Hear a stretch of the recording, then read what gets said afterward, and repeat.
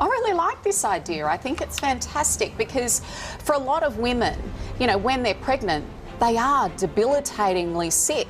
For me, I know myself, later in the pregnancy, I had really low blood pressure and I was up in Cairns one day and I fainted in the middle of the street and I woke up and there were all strangers around me. And at the time, I kind of took it in my stride. How would you police it at 6 weeks? Does the poor parking inspector have to come up and go, "Madam, could you prove that in fact you're pregnant and you haven't just eaten a big lunch?" Well, I mean, you it'd could be say really the awkward. same thing about disabled parking. There are always going to be people who are trying to rot the system.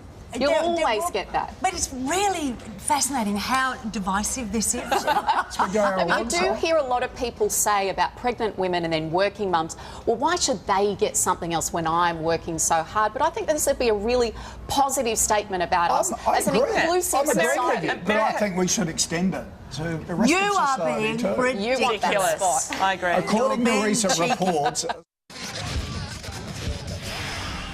Yourself. But conversely, you know, once you are proposed to, for the next 6 months, you've got people asking, tell me the story. So perhaps sending them that YouTube link, that could be a lot simpler, couldn't it? You just give me look on my Facebook page. It's all there. It's all you need to know. Angelina, people who've been to war, too much of the time they don't want to speak about the horrors they've seen, the post-traumatic stress. Can you tell me why you chose to tell this story at this particular time? Well, I think at this particular time in the world, we have so much, there are so many ongoing conflicts, there is so much hate, there is so much violence. There are so many people with PTSD. It's absolutely beautiful, and I think that anybody who says otherwise is just reading into it a little bit much. What we have here is a case of a dad genuinely wanting to connect with his daughter.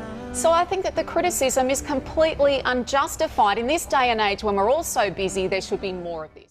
This is 7 News Early Edition with Deborah Clay. Julia Gillard has made her first public appearance since being ousted as Prime Minister.